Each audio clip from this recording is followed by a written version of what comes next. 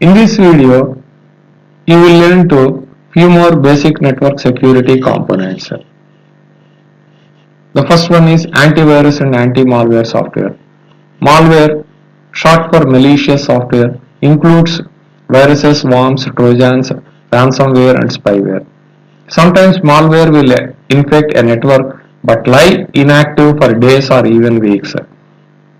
Anti-malware programs not only scan for malware upon entry but also continuously track files afterward to find anomalies, remove malware and fix damage. The next one is network access controls. Not every user should have access to your network. To keep out potential attackers, you need to recognize each user and each device. Then you can enforce your security policies. You can block non-compliant endpoint devices or give them only limited access. This process is network access control. The next one is application security components. Any software you use to run your business needs to be protected, whether your IT staff builds it or whether you buy it. Unfortunately, any application may contain holes or vulnerabilities that attackers can use to infiltrate your network. Application security encompasses the hardware, software, and processes you use to close the holes.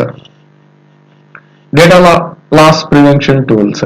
Organizations must make sure that their staff does not send sensitive information to outside world. Data loss prevention or short DLP technologies can stop people from uploading, forwarding, or even printing critical information in an unsafe manner.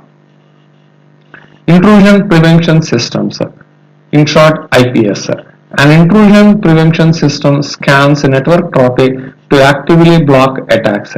The next generation IPS appliances do this by correlating huge amounts of global threat intelligence to not only block malicious activity but also track the progression of suspect files and malware across the network to prevent the spread of outbreaks and reinfection.